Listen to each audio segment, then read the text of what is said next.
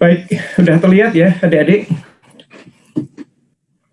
Sudah Pak. Sudah Pak, sudah terlihat. Siap, kita mulai pengantar statistika yang minggu kemarin 01 ya. Ini 02, selanjutnya 03, saya bikin itu aja. Saya mengulang lagi apa yang sudah kita diskusikan minggu kemarin. Ini saya ulang-ulang terus. Pengertian statistik, kita sudah tahu perbedaan statistik dan probabilitas ya. Sekarang kalau statistik, kita ingin lebih detail lagi, adalah kumpulan data populasi yang disajikan dalam bentuk sistematik ya, dalam bentuk tabel, daftar, gambar, kurva, diagram dengan ukuran-ukuran tertentu ya, di mana gambar itu bisa menampilkan suatu sifat menyeluruh atau karakteristik menyeluruh dari suatu populasi yang Anda amati ya. Atau juga kita bisa menyatakan pengetahuan mengenai pengumpulan data, klasifikasi data. Ini kata penting nih, klasifikasi data. Jadi data itu perlu kita klasifikasi supaya terlihat perbedaan dan sifat dari masing-masing kelompoknya. Jadi penyajian data, pengelolaan data, penarikan kesimpulan, dan pengambilan keputusan berbasis pada penarikan kesimpulan. Ya, jadi keputusan berdasarkan kesimpulan. Kemudian ada dua jenis statistika ya, teori statistik, pemodelan statistik secara matematis, dan satunya lagi statistika terapan, yaitu penggunaan model dan teori statistik untuk penelitian. Nah, ini yang banyak kita gunakan. Saya juga mengajarkan ini untuk teman-teman di biomedik. Jadi kalau kita mengukur sesuatu, apa yang kita ukur itu kumpulan datanya adalah merupakan suatu populasi data, seperti yang saya katakan di sini. Ini yang harus kita pilah-pilah dan harus kita ambil kesimpulannya. Nah, nanti statistik sendiri bisa dikelompokkan dari dua jenis. Yang pertama, ya berdasarkan cara pengolahan datanya ya. Yang pertama adalah statistika deskriptif, ya. Jadi berkenaan dengan cara mendeskripsikan, menjelaskan, menggambarkan, ya, atau menguraikan data. Nah, jika kita mengambilnya dengan cara sensus data, maka kita dapat keseluruhan data populasi sehingga mudah dipahami, yaitu dengan cara, kalau kita sudah punya jutaan data, apa yang harus kita lakukan? Kita harus bisa tahu data itu apa saja. Jadi paling tidak kita pasti harus melakukan pengelompokan atau klasifikasi. Jadi setelah diklasifikasi kita harus bisa menggambarkannya, mengilustrasikannya dengan berbagai bentuk gambar yang menghubungkan antar data tersebut, ya, relational data. Yang tidak kalah penting adalah menentukan letak data. Apa maksudnya letak data? Sudah saya sebutkan sebelumnya, data location. Jadi kalau Anda punya suatu populasi itu kira-kira kita bisa tahu center of gravity-nya di mana. Di mana daerah yang rapat, di mana daerah yang renggang. Nah, ini kita sudah akan mengetahui, nanti kita akan banyak bicara mean, rata-rata, mean sendiri nanti macam-macam bentuknya yang akan kita diskusikan lebih detail ya. Saya menyebutnya center of gravity atau rata-rata. Kita juga sudah mempelajari apa yang kita kenal dengan nilai tengah, median ya. Dan terakhir modus. Ya, saya come up dengan contoh-contoh, semoga bisa membantu adik-adik nantinya. Setelah kita tahu titik di mana itu adalah pusat dari data, yang tidak kalah penting adalah ukuran sebaran. Jadi sebaran datanya bagaimana? Apakah mengelompok di suatu tempat menuju ke tengah, di sekitar rata-rata, atau dia menyebar? Nah, nanti bisa diwujudkan dalam bentuk yang namanya bentuk deviasi, ya, deviasi. Dan istilahnya adalah deviasi standar, yaitu penyimpangan dari ekspektasi kita. Nah, ekspektasi kita dari populasi itu kan kita sebut sebagai mean ya. Ya kan, kalau kita punya suatu kumpulan data, kita perkirakan kalau kita jadikan 1, kita bisa menyebutnya, oh rata-ratanya di sana, oh data itu kurang lebih di sana, tapi dia menyebar. Nah, menyebarnya itu bagaimana? Ini akan menentukan adalah deviasi standarnya.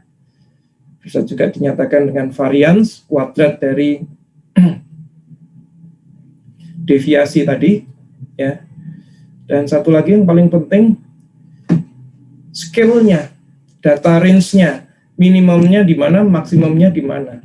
Ya, ibarat karung, ada karung kecil untuk naruh beras, ada karung besar. Ukurannya berapa, volumenya berapa, ya kurang lebih seperti itu. Jadi data range ini menunjukkan ukuran minimumnya dan maksimumnya. Nah, jika dalam suatu kelompok, maka kita bisa melihat relasi datanya itu, apakah dia normal, ya, ini saya sebut paling akhir, atau ada skewness-nya, ada bentuknya adalah kurtosis. Saya lupa nama kurtosis itu kayak apa, ya, tapi kurang lebih bentuk-bentuk dari sebaran itu berbeda-beda, tapi bisa kita ramalkan bentuk penyebarannya itu, nilai dalam kuantisasinya yang kita sebut sebagai deviasi. Nah, bentuknya bisa beda-beda. Kalau normal ini dia adalah apa? Simetrik ya. Kanan kiri, atas bawah dari tengah itu nilai rata-rata itu simetrik. Jadi kita bisa membayangkan bahwa populasinya adalah populasi simetrik jika sebarannya wujudnya adalah normal. Dan nyebutnya biasanya normal Gaussian. Ya. Baik, kita lanjut. Nah, yang kedua, selain deskriptif tadi, jadi dalam bentuk penggambaran kita ada data, kemudian kita gambarkan dengan berbagai parameter yang sudah kita contohkan di atas ya. Sekarang kita bicara tentang statistical inferential. Apa itu? Jadi seperti yang sudah saya ceritakan, kalau Anda mengambil data keseluruhan, ya, yang Anda punya itu adalah populasi keseluruhan, maka data yang Anda olah itu adalah data deskriptif, ya. Nah, kadang-kadang kalau datanya jutaan akan kesulitan, ini sudah saya ceritakan sebelumnya, sehingga kita perlu melakukan suatu proses namanya sampling yang merepresentasikan dari kelompok-kelompok yang ada di dalam populasi besar tersebut. Jadi pasti kita sudah punya gambaran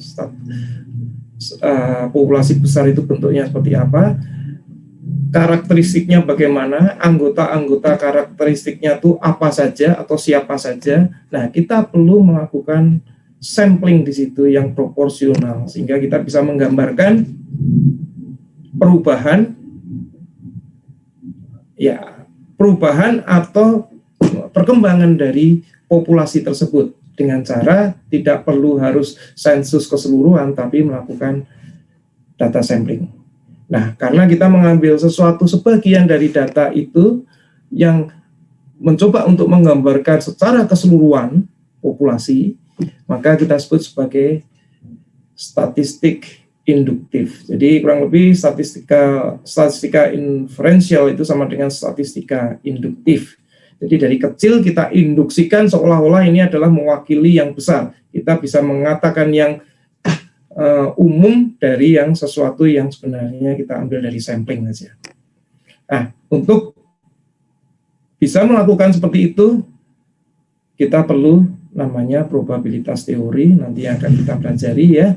Setelah kita belajar semua tentang statistika dasar ini. Distribution teori, ada sampling distribution teori, ini yang penting, bagaimana kita melakukan melakukan sampling yang mempunyai keterwakilan bersifat keterwakilan ya, representative sampling. Population theory, correlation analysis, kemudian lebih matematik lagi, regression analysis untuk meramalkan ke depan, variant analysis, sebaran ya, covariant analysis, bagaimana hubungan karakteristik atau sifat-sifat parameter-parameter yang ada di dalam populasi tersebut, hipotesis tes dan lain sebagainya, ya. Kurang lebih apa yang ada di ini.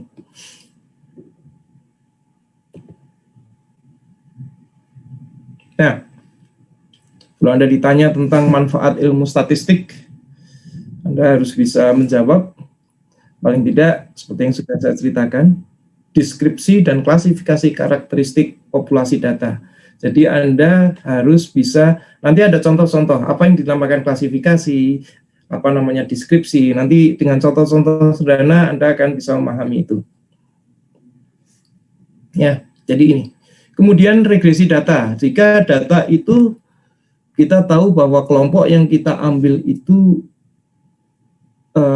mengalami perubahan. Nah, kita mencoba untuk meramalkan perubahan itu dengan melakukan regresi data, ya. Kalau di numerical method kita kalau dalam satu dimensi perubahan berdasarkan waktu ada banyak teorinya, ya. Jadi namanya interpolasi, terus ekstrapolasi, termasuk regresi data tersebut, ya. Kemudian korelasi. Jadi kita akan melihat korelasi independensi antar berbagai parameter atau karakter yang ada di populasi data tersebut. Ini sudah saya katakan sebelumnya, ya, tapi ini apa namanya? Dinyatakan secara lebih eksplisit. Kemudian komparasi antar parameter dan karakter. Kalau tadi kita melihat hubungannya, korelasi, kita bisa juga melakukan komparasi jika dia mempunyai sifat yang sama, tapi hampir sama, tapi kesamaannya itu yang kita komparasi. Mana yang besar, mana yang kecil. Semuanya dilakukan kalau dalam ilmu statistik harus dinyatakan dalam bentuk kuantisasi, ya. Baik atau jelek harus semuanya dalam bentuk angka, range angka. Jadi kalau baik misalnya Anda nilainya bagus berarti 100. Kalau Anda jelek ya Anda dapat 0. Kurang lebih ada komparasi dalam bentuk kuantitatif. Yang terakhir, statistik itu adalah bahasa komunikasi, ya, untuk menyatakan, untuk menjelaskan antar berbagai orang, antar berbagai ini secara ilmiah dalam mendiskusikan dan menganalisis populasi data tersebut, ya, karakter dalam populasi tersebut.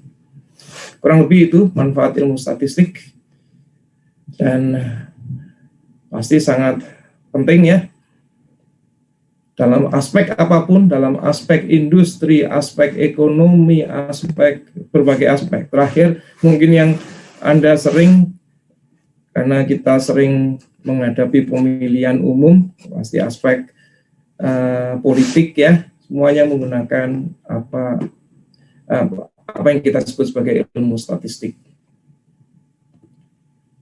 Nah, kita mulai masuk ke agak detail sedikit. Kita mulai dengan statistika deskriptif. Sampai selesai nanti baru kita akan masuk ke statistika inferensial, ya. Ini sebagian besar Anda sudah mempelajarinya sewaktu Anda di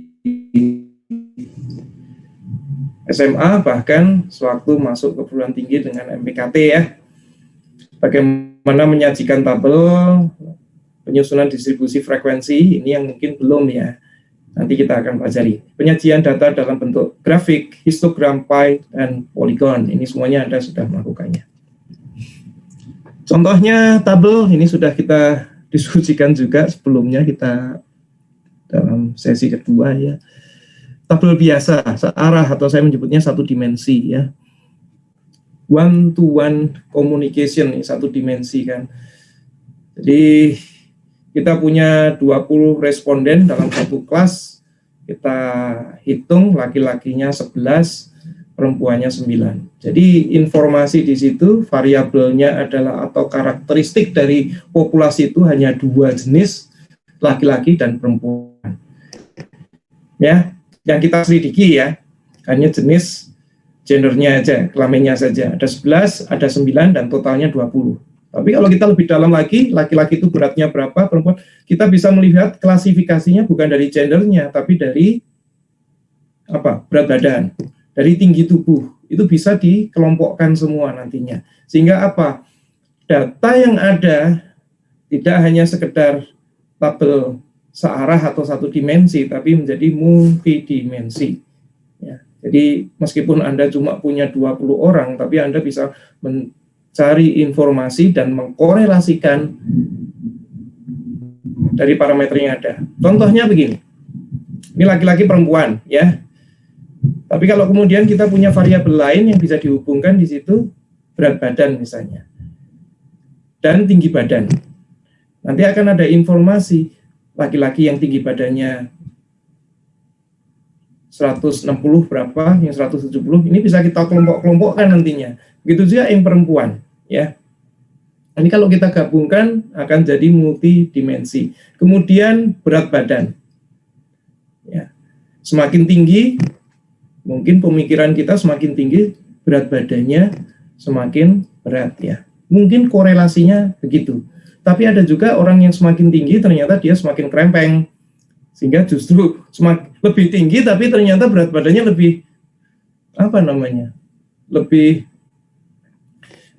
ringan daripada yang tinggi tubuhnya tidak terlalu tinggi tapi badannya mungkin gembul, ya. Jadi kurang lebih itu akan bisa terhubung seperti itu. Banyak informasi yang bisa terhubung dengan data populasi yang ada. Nah, ini kita meningkat lagi. Tadi saya sudah ada introduksi, tapi kita gali lagi. Kalau kebetulan kita pecah-pecah sekarang informasinya laki-laki tersebut berdasarkan tingkat pendidikannya. Ya, sama-sama dia 11, tapi coba kita pecahkan informasinya lebih detail lagi. Ternyata lulusan SMA 5, sarjana 3, magister 3. Begitu juga yang perempuan bisa kita pecah-pecah. Jadi kita bisa melihat dari sifat pendidikannya, berdasarkan SMA 9, berdasarkan sarjananya 6, magisternya 5. Ya, jadi dengan data yang sama kita bisa mendapatkan karakteristik yang berbeda-beda. Satu dari tingkat pendidikan, satu dari jenis kelamin, nanti Anda bisa lagi dari berat badan, bisa dari tinggi, bisa dari kekayaan dan lain sebagainya, ya. Ini kebetulan 2 dimensi, ya. Nah, kalau yang di atas tadi kita lebih istilahnya, kita tidak perlu, kita hanya menunjukkan data saja. Kebetulan datanya cuma 2, ya. Di sini jenis kelamin 2, sehingga tidak ini. Tapi bisa juga kita nyatakan kalau variabel di sini, ya. Jadi dia variabelnya banyak. Kebetulan variabelnya adalah negara, ya. Yang kita sebut sebagai distribusi vacancy. Contohnya di sini data fiktif, ya. Jumlah perokok. Ini Cina 350 juta, Amerika 100 juta, dan seterusnya. Nah, ini kita akan mendapatkan informasi jumlah para perokok di masing-masing negara. Kita sudah masuk ke distribusi frekuensi. Kemudian kita ambil contoh, karena kita sudah masuk ke distribusi frekuensi, kita ambil contoh. Jika kelas ini jumlahnya 65 orang, ya, anggap saja. Kemudian dalam suatu ujian statistika, dinilai dari absen pertama, kedua, ketiga, urutannya seperti ini. Ya. Ini data nilai dari absen pertama sampai absen ke-65. Kalau kita melihat seperti itu, ini adalah populasi data, ya. Populasi data, populasi dari nilai ujian statistika 65 orang mahasiswa.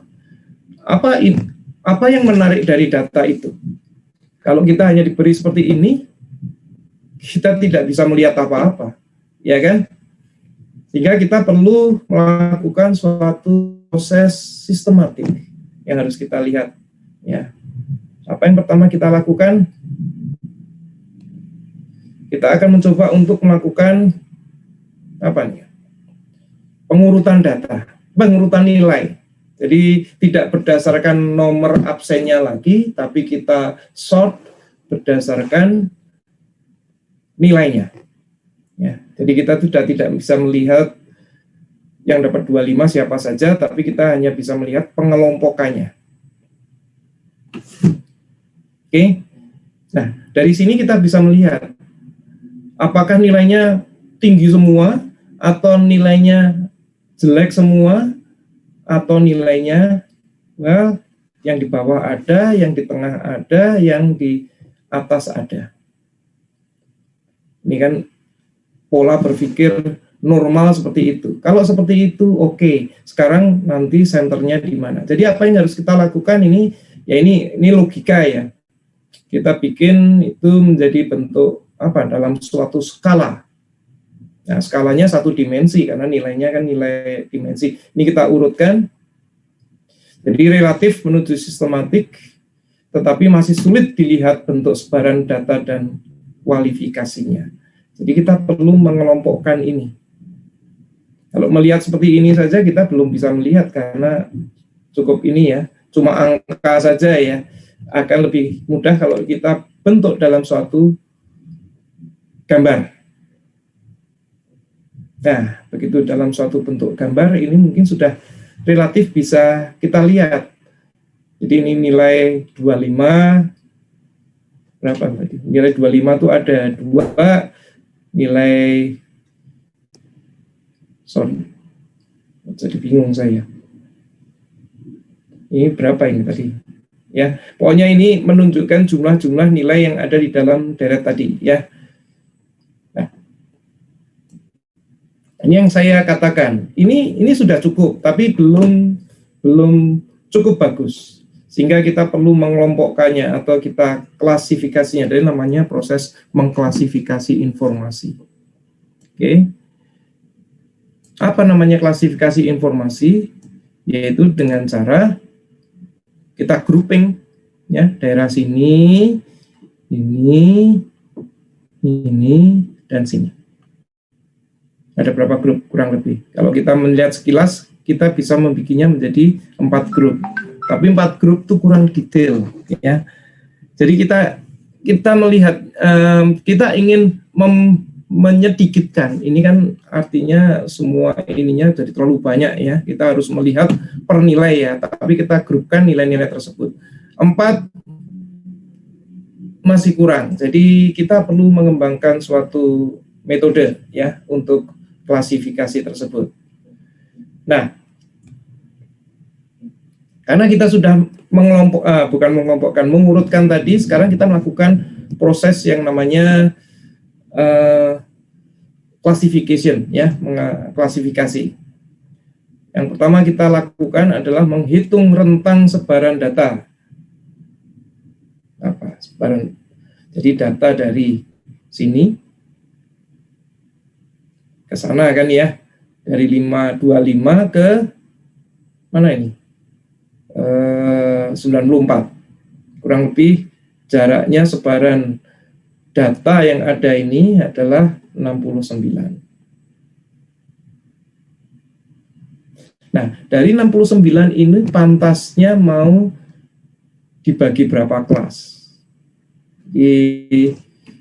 Ada yang mengusulkan dengan cara ini. Ini beberapa metode mengatakan seperti itu. Jadi kalau kita gunakan apa yang sudah ada aja, N-nya kita tahu berapa jumlahnya? 65 ya. 65. Jadi jumlah kelas yang bisa kita inikan, kita akomodasi adalah K itu sama dengan 1 plus 3,3 log N. Log N sendiri nilainya sekian, jadi kalau kita jumlah semua, K itu kurang lebih sekian, 6,98 atau kurang lebih 7 kelas. Ya, tidak akan bisa ketemu persis bulat ya. Nah, kurang lebih 7 kelas. Nah, sekarang kalau kita bagi 7, Kita tahu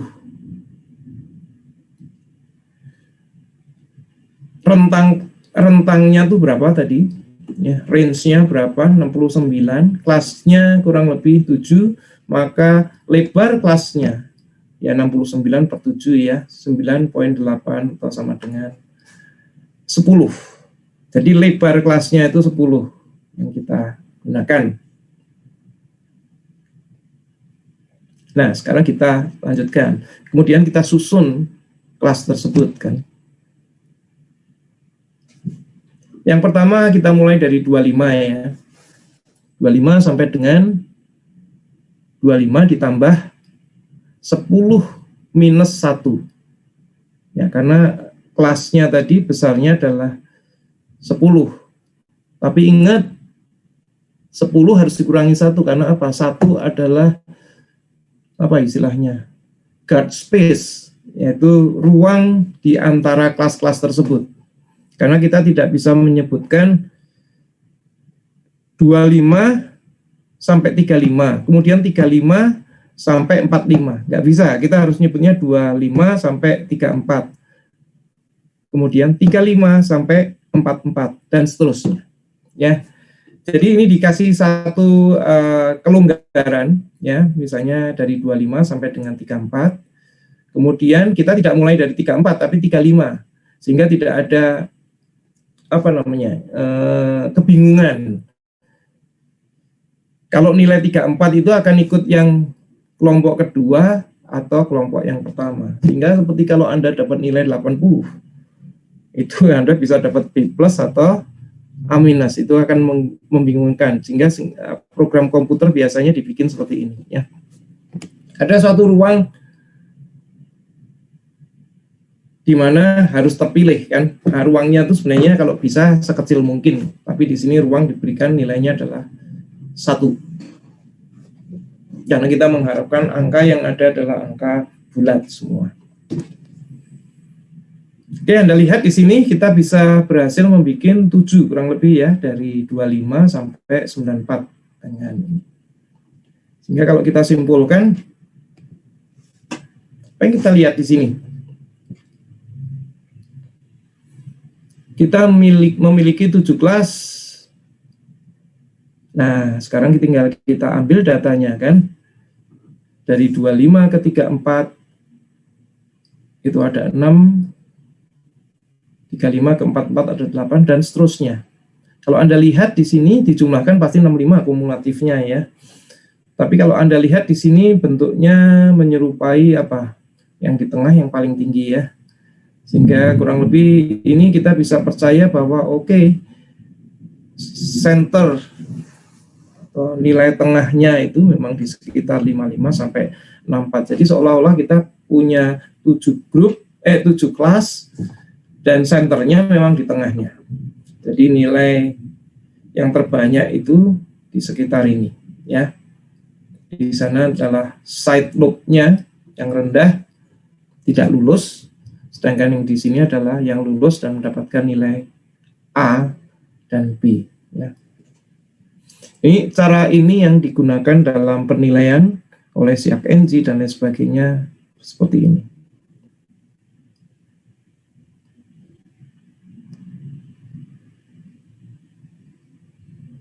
Ada pertanyaan sebelum saya lanjut?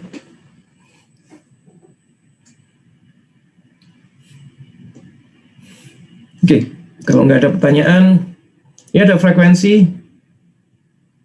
Sering orang mengatakannya dalam bentuk persentasenya ya. Frekuensi persentase, F-nya gede. Ya, jadi kalau kita tahu total N ini adalah jumlah seluruh data, populasi datanya berapa, 65, F1-nya adalah ini. Jadi kurang lebih kalau kita apa namanya, kita kalikan 100%, F1 per N, 6 per berapa? 65 ya. Kalikan 100% kurang lebih 9,5 ya. Ini nilainya pecahan banyak, kita bulatkan saja. Yang kalau ditotalkan semua harusnya 100% di sininya. Jadi ini kita menunjukkan dalam persentase, di sini kita menunjukkan dalam real frekuensi sesuai dengan jumlah frekuensi kejadiannya. Jadi nilai ini sebagai kejadiannya, ada 6 kejadian, ada 6 mahasiswa. Jadi mahasiswa yang dapat mahasiswanya itu sebagai suatu kejadian kalau istilahnya dalam statistik. Ya.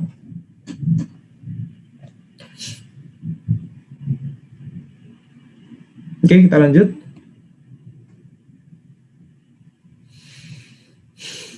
Nah, selain kita menyatakan dalam distribusi frekuensi, kita sering menyatakannya dalam bentuk distribusi frekuensi kumulatif.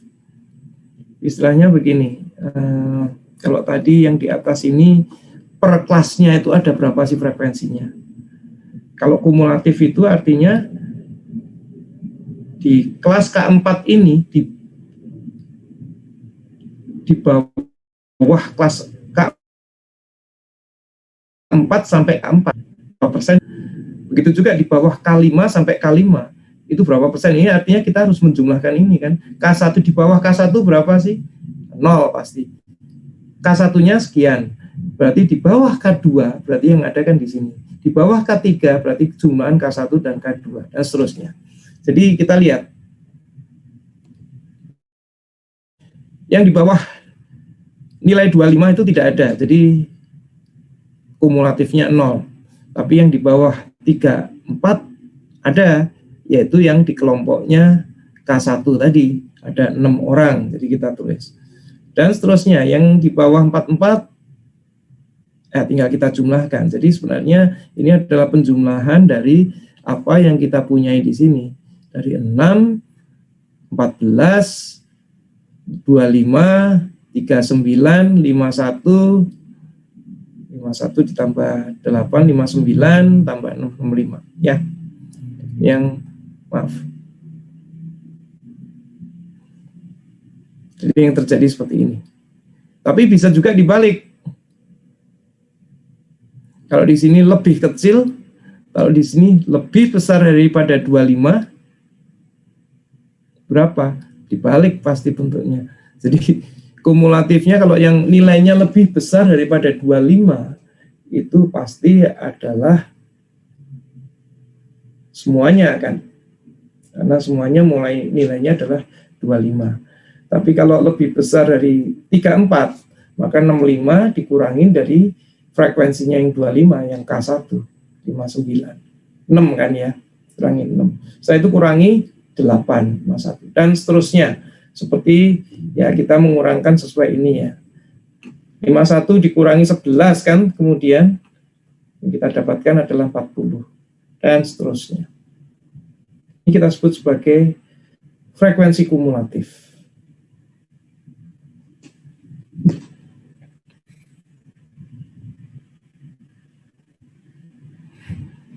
Nah, bagaimana menggambarkan itu bisa berbagai macam gambar ya, ada histogram, ada poligon, ada pie diagram, ada scatter chart dan lain sebagainya yang sebenarnya sudah Anda pelajari sebelumnya ya.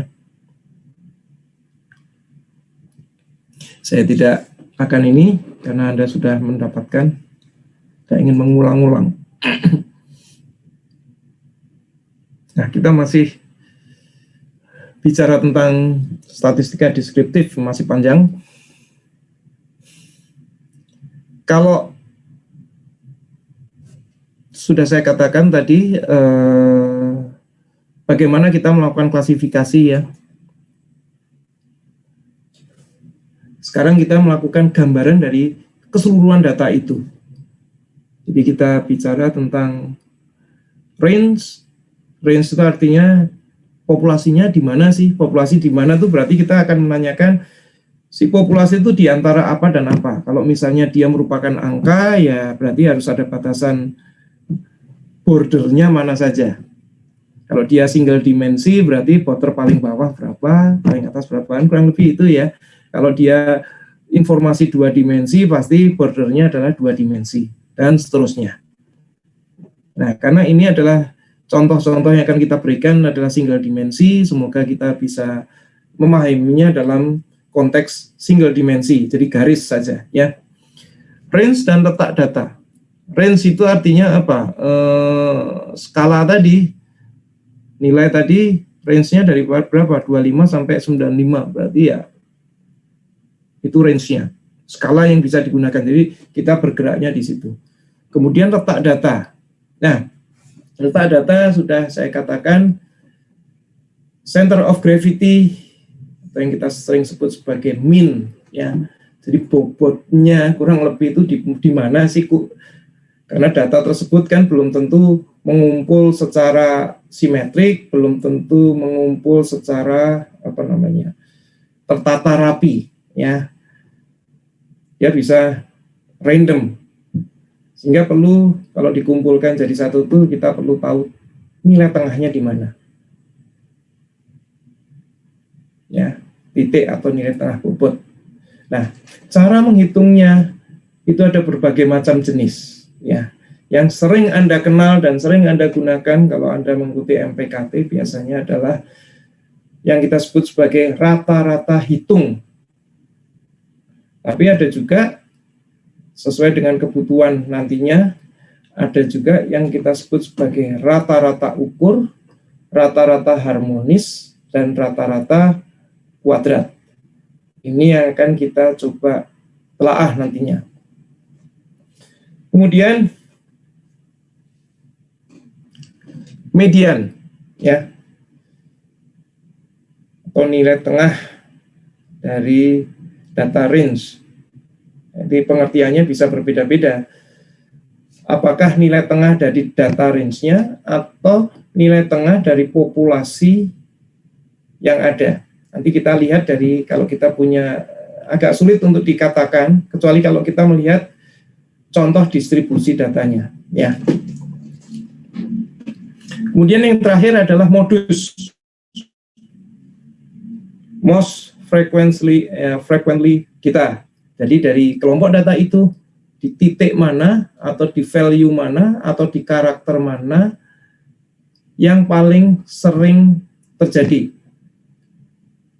Ya, jadi itu namanya modus. Oh, berarti di titik situ atau di nilai itu atau di karakteristik itu. Namanya modus.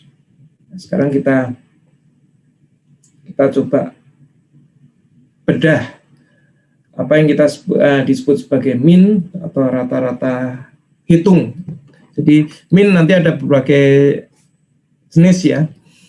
Ada rata-rata hitung, ada rata-rata ukur, rata-rata kuadrat, dan harmonis, ya. Ini kita mulai dari rata-rata hitung. Contohnya kalau Anda punya data tadi, data tunggal atau sederhana seperti nilai mahasiswa tadi, ya. Ini kita sebut sebagai data sederhana, data tunggal. Jadi kalau kita jumlahkan, ya, sigma ini kita jumlahkan semuanya, kemudian kita bagi dengan n, maka sangat sederhana kita akan mendapatkan yang kita sebut sebagai rata-ratanya. Jadi rata-rata hitungnya adalah x cap ini. Nah, selain tunggal tadi, kita kan juga bisa menyatakan dalam bentuk data berbobot, atau kalau sudah kita kelompokkan, ya, kita lihat di atas, ya, data berbobot. Mungkin ini namanya data yang berbobot. Ini datanya ini, bobotnya adalah ini, ya. Jadi kita bisa menyebut nilai di sini, nilai dari K1 ini berapa? Pasti yang kita paling gampang kita anggap adalah nilai tengah dari 25 dengan 34, kan, ya. Kira-kira berapa? 29,5. Ini 39,5 dan seterusnya. Jadi ini adalah nilai tengah dari ini yang kita sebut sebagai T, ya, tengah dari masing-masing I-nya adalah 1 sampai 7. Ini akan merupakan nantinya adalah, kalau kita sambungkan,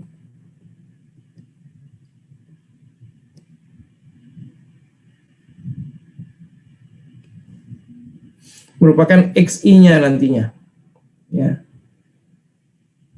Sorry, XI-nya itu adalah nilai tengahnya tadi, ya. dikalikan frekuensinya yang ada. Oke. Anda tahu ini dibagi N. Jadi ini nilai ini sebenarnya adalah nilai ini, tapi X1-nya berbeda ya. Kalau di sini adalah X1, harusnya saya pakai T1 ini. Maaf. Ini nilai tengahnya ini. Kalikan FI. Ya. Supaya membedakan antara XI ini dengan XI ini. Harusnya ini T1. TI, maaf. Kita lanjut.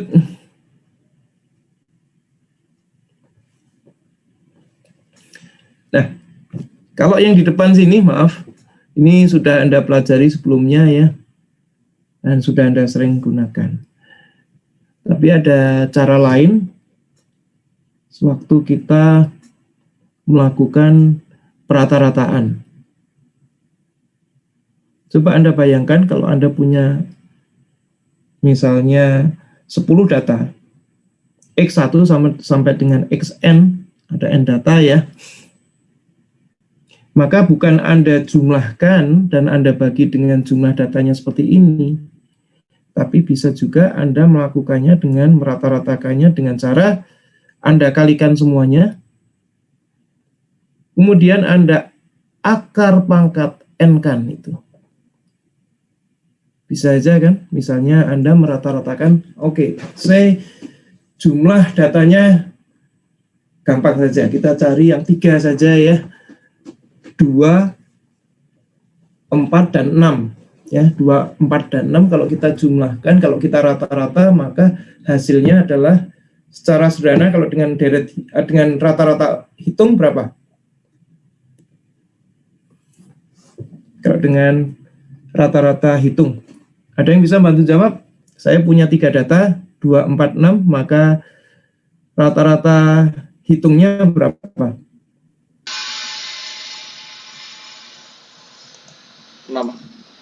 4 ya Pak. 4 Pak. Ya, 2 tambah 4 tambah 6. Sorry, saya tanya supaya Anda tidak ngantuk ya. 2 tambah 4 tambah 6 berarti berapa? 12 dibagi 3 data. 4.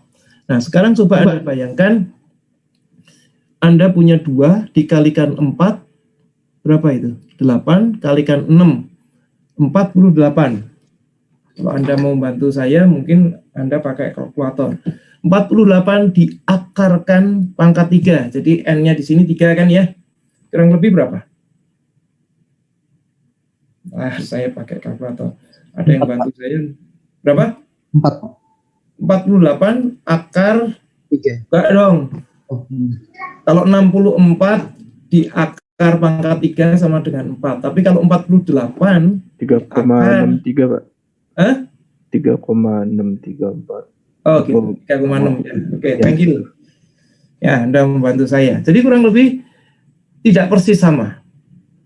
Mana yang benar? Mana yang Anda ambil kalau seperti itu? Apakah Anda menyukai rata-rata? Mana yang bisa Anda percaya? Sesuai dengan kebutuhan model matematikanya nanti jawabannya. Ya. Ya, satunya kalau secara penjumlahan, secara deret, secara rata-rata hitung itu Anda dapat 4, tapi kalau dengan rata-rata ukur Anda hanya dapat 3,6. Nah, itu saya katakan mana yang benar tergantung dari bagaimana kita menggunakan data tersebut nantinya. Nah, sekarang bayangkan kalau datanya adalah merupakan kelompok ya, yang tadi sudah diklasifikasi. Ya, jadi ini FI ya, ini harusnya ya. Jadi dari I sampai ada berapa klasifikasi, I sampai N berarti ini akan dikalikan log ini. Jadi Anda bisa membayangkan kenapa kok log RU, karena data kelompoknya pasti jumlahnya agak besar ya. Sama saja kan sebenarnya dengan menggunakan akar ataupun dengan menggunakan log, sebenarnya nanti hasilnya akan sama. Ya, Karena ini kan perkalian ya.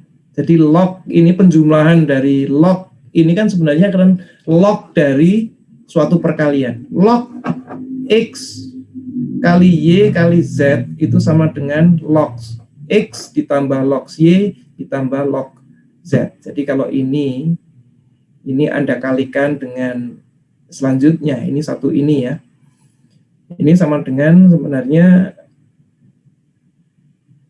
ya log itu sendiri. Oke. Nah,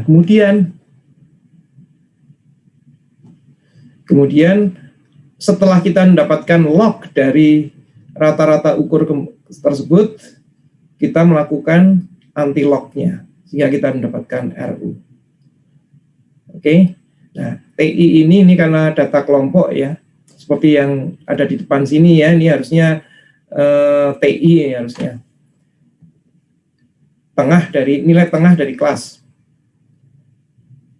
Maka Anda akan mendapatkan RU untuk data yang lebih besar ya, di mana jumlah kelasnya mungkin tidak sebanyak, jelas jumlah kelasnya itu pasti lebih sedikit daripada jumlah datanya kan. Hanya ini akan membantu kita sewaktu kita melakukan mencari rata-rata ukur atau rata-rata hitung dari suatu populasi data. Ada pertanyaan di sini?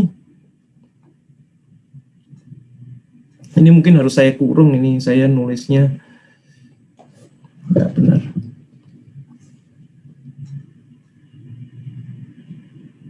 Anda nanti silahkan membaca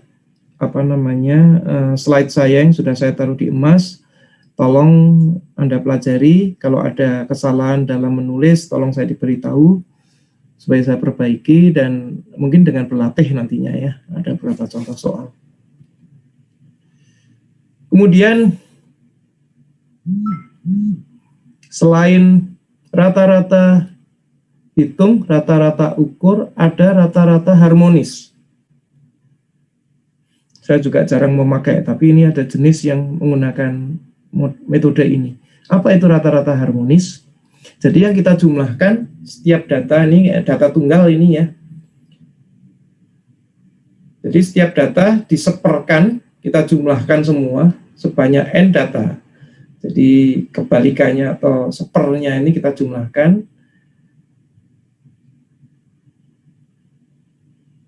Kemudian dibagikan terhadap n. Ya. Jadi yang kita jumlahkan adalah sepernya. Nah, ini nantinya akan muncul, ini seolah-olah ini adalah nantinya akan muncul di atas ya. Kemudian dalam data kelompok yang sudah diklasifikasi, yang di atas ini adalah, di sini adalah total datanya, di sini juga total datanya. Sedangkan N di sini bukan total data, tapi total jumlah kelompoknya ya. Jadi kita bedakan antara N di sini dan N di sini ya. Kalau ini jumlah kelas N-nya, ini jumlah kelas ya. Jadi ini saya bedakan di sini. Kalau Anda lihat, N di atas ini jumlah data, di bawah adalah jumlah kelas.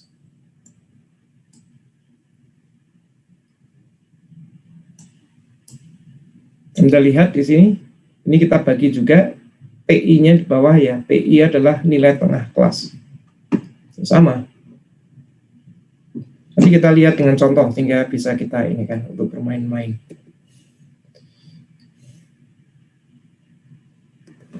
Kemudian ada lagi yang namanya data tunggal atau sederhana ya. Rata-rata kuadratis RK ya. Jadi kalau kita data tunggal tadi hanya data ini saja. Apa yang kita lakukan? Kuadratnya kita jumlahkan, kita bagi N rata-rata dari kuadratis, baru kita akarkan.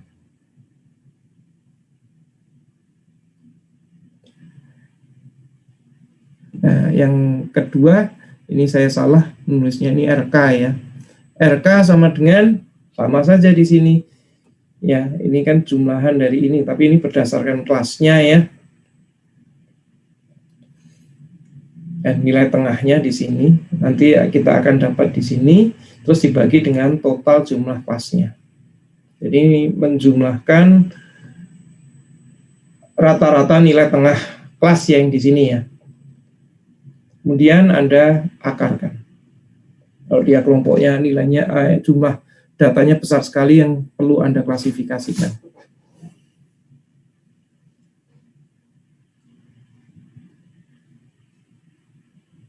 Ada pertanyaan? Gimana ya? Ini sesuai dengan nanti aplikasinya, kita lihat contoh aplikasi yang mungkin bisa menjadi ini ada. Ini ada suatu contoh di sini.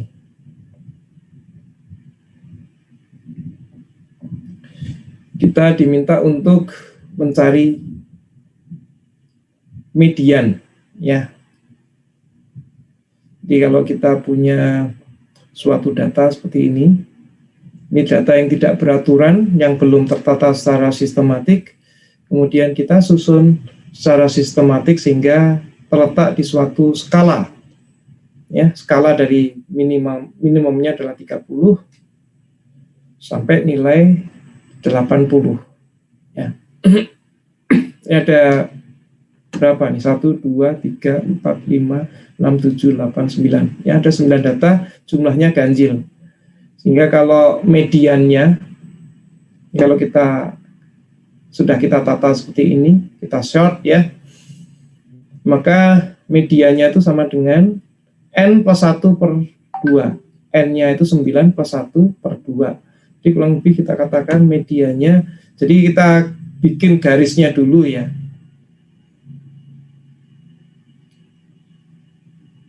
Kurang lebih di 70 sini ya, medianya dari 9. Sedangkan kalau sekarang kita tambahin satu angka lagi di sini 95, sehingga kita punya 10, pasti letaknya bukan di 70 lagi, pasti geser di sini ya, antara 7 75 ya.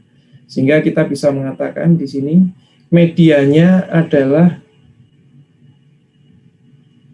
72,5, kurang lebih seperti itu.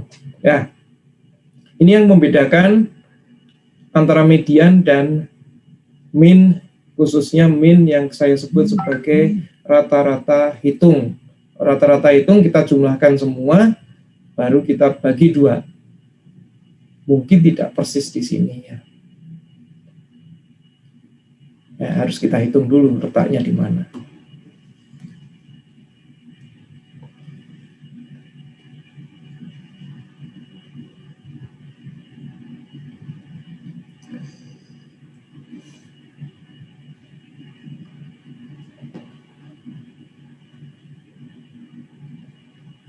Ini modus data tunggal ya.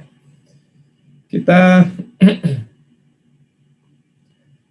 saya muncul. Kalau tadi median, sekarang kita modus. Jadi kita lihat, kita punya suatu data seperti ini. Pasti kita urutkan dulu kan supaya kita bisa melihatnya lebih sistematik. Dan kita lihat di sini yang paling sering muncul apakah 80? Enggak ya, pasti 75 di sini ya. Dia muncul 4 kali, maka kita dengan mudah mengatakan modusnya itu sama dengan nilainya adalah 75. Jadi dari deretan angka ini kita bisa mengatakan 75 ini adalah modus dari populasi data tersebut. Nah, kalau itu dilakukan dengan datanya adalah data kelompok, seperti yang tadi data nilai dari 65 mahasiswa, kita perlu melakukan perhitungan seperti ini. Jadi yang pertama, kita harus menyatakan kelas mana yang ada modusnya. Jadi kalau kita balik lagi, sebentar ya. Nah, ini kita kembali di sini, ini saya menggunakan data nilai mahasiswa yang jumlahnya 65 tadi. Dia punya K1 sampai K7, masing-masing punya frekuensi masing-masing, kita bisa menyatakan bahwa kelas yang ada modusnya, jadi bukan kelas modus ya, tapi kelas yang ada modusnya, karena kelas itu memang menunjukkan dia akan punya modus. Modus itu adalah bukan suatu kelas, tapi suatu nilai yang akan kita cari nantinya. Kalau nilainya tunggal seperti contoh di sini, ini kita langsung bisa menebak ini. Misalnya 80-nya juga jumlahnya 4, maka kita pasti akan memutuskan 75 dan 80, pasti di antara 75 dan 80 kalau nilainya kebetulan sama ya. Ya, kita frekuensi yang tertinggi dalam sini, distribusi frekuensi ini adalah 14 ini. Ini menunjuk kepada K4. Tugas kita sekarang adalah mencari nilai modus di dalam range kelas K4 ini. Jadi yang kita lakukan, kita cari yang terbanyak berapa? 14 kan? Berarti K4. Nah, sekarang kita harus tahu di K4 ini kira-kira nilai di mana di antara 55 sampai 64 ini yang akan memenuhi kriteria sebagai modus dari keseluruhan populasi data itu. Nah, yang kita lakukan pertama, batas bawah kelas modus adalah 55 minus 0,5. Tadi kita tahu kan bahwa space guard-nya, pemisah antar kelas itu adalah 1, ya, Anda lihat dari 54 ke 55. Jadi di sini 1 ini dibagi 2, sehingga batas bawah dari K4 ini bukan 55, tapi 55 minus 0,5, 0,5, sama dengan 54,5, ya. Panjang kelasnya berapa? Kita nggak usah nyebut, bukan 10 ya, tapi hanya 9, dari maksimum ini sampai ini, 9. Nah, tinggal kita masukkan ke dalam rumusan ini, kita dapat ini, sekarang F1 itu apa? Selisih frekuensi modus dengan bawahnya, F2 adalah selisih frekuensi modus dengan atasnya. Kita lihat, dengan bawahnya, jadi F1 ini adalah 14 kurangi 11, 3, F2 itu adalah 14 kurangi 12, 2, ya, kurang lebih itu. Hingga kita dapatkan nantinya nilai modus dari keseluruhan data tersebut adalah, kita masukkan jumlahnya adalah 59,9, yang letaknya kurang lebih persis di tengah dari ini, ya. Jadi kita tetap harus melakukan, tergantung dari ini ya nantinya ya, apakah di sini simetrik atau enggak. Ini hampir simetrik kan ya ini ya, tapi kalau di sini misalnya 7, nilai ini tidak akan persis di tengah persis, jadi belum tentu nilainya akan, ya, tergantung dari simetrik ininya.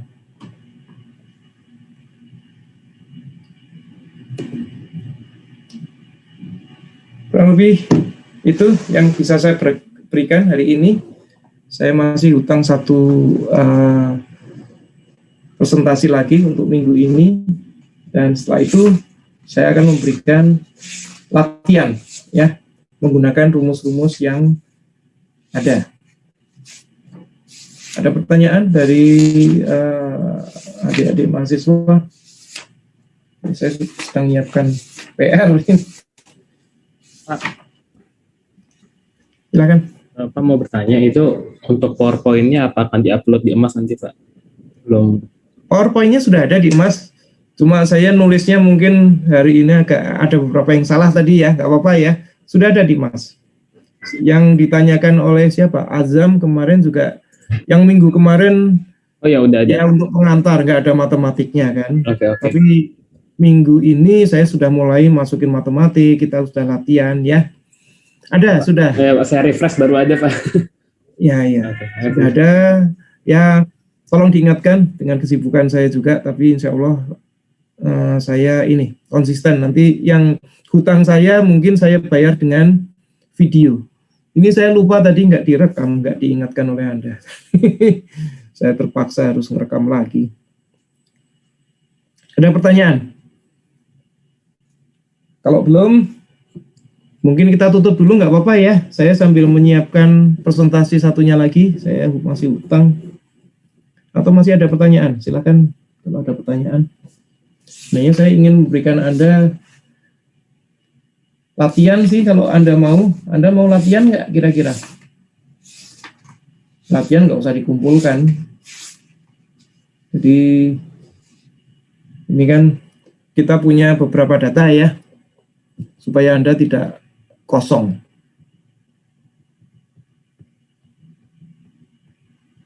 Kita punya data di sini. Anda bisa ngopinya dari PDF saya mungkin. Nah, ini kan sudah saya ketik nih. Kalau dari PDF bisa Anda copy kan ya. Masukkan ke mana namanya? Masukkan ke Excel. Saya minta Anda untuk mengelompokkannya, mencari untuk tugas hari ini aja, untuk latihan ya. Kalau Anda mau mengumpulkan, saya siapkan ininya. Menghitung mediannya, ya kan ada tadi ada rata-rata dari data ini di halaman 11 dari itu saya dari PPT saya. Nanti coba Anda pakai data ini, jadi sama semua. Anda hitung median. Ini kan ada contoh ya. Kalau distribusi frekuensi kan sudah saya kasih contohnya di sini ya, jadi nggak perlu harus dilakukan. Tapi Anda yang belum saya kasih contoh adalah, nah, Anda melakukan menghitung ini. Kemudian data yang sudah saya kelompokkan tadi, coba Anda hitung dengan ini. Pasti harusnya hasilnya sama. Ya. Kemudian Anda melakukan perhitungan dengan rata-rata ukur. Apa yang Anda dapatkan jika Anda melakukan dengan rata-rata ukur? Tentunya Anda menghitungnya harus dengan Excel ya. Kalau enggak, masa 65 data Anda kalikan kan repot ya. Coba Anda bandingkan, jika Anda menghitungnya sebagai data tunggal, dan jika Anda menghitungnya sebagai menggunakan ini, data kelompok. Saya mengharapkan hasilnya harusnya mendekati sama. Ya.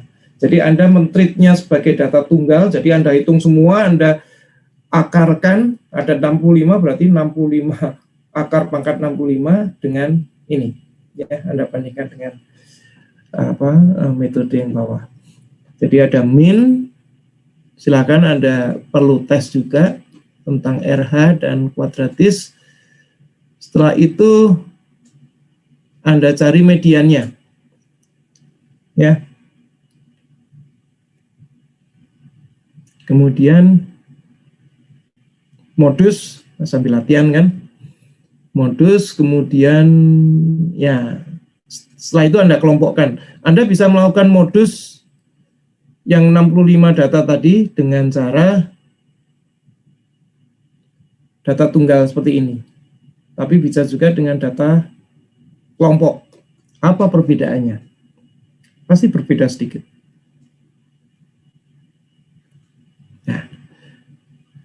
Jadi modus, median, min, di mana minnya banyak. Kira-kira sanggup nggak adik-adik? Saya kasih waktu sampai kapan maunya? 2 hari atau seminggu? Diem semua. Seminggu aja Pak. Seminggu aja Pak. Seminggu Pak. Oke, nanti saya kasih ininya ya. Saya kasih tempat directory untuk menaruh itunya ya, menaruh PR pertama. Jadi PR pertamanya itu aja ya. Terus nanti ada video saya yang kedua. saya juga akan ngasih PR di situ ya. Do-nya mungkin saya taruh di minggu depan juga ya, mungkin hari Jumat atau hari Sabtu ya. Jadikan satu dengan PR yang sudah Anda kerjakan ini. Nggak usah banyak-banyak, cuma saya mengharapkan Anda bisa memahami secepatnya. Kalau nanti video selanjutnya adalah tentang sebaran, ya, sebaran data dari variance, standar deviasi, quartile dan lain sebagainya, ya, pengelompokan data berdasarkan distribusinya, bukan berdasarkan tadi. Kalau tadi kan kelas-kelasnya, sekarang berdasarkan pada quartile-nya. Oke, saya rasa cukup. Pak, izin Saya bertanya, kerjakan Pak. PR-nya. Dan terima kasih sudah hadir di kelas ini. Sampai ketemu minggu depan ya, hari Selasa. Tapi saya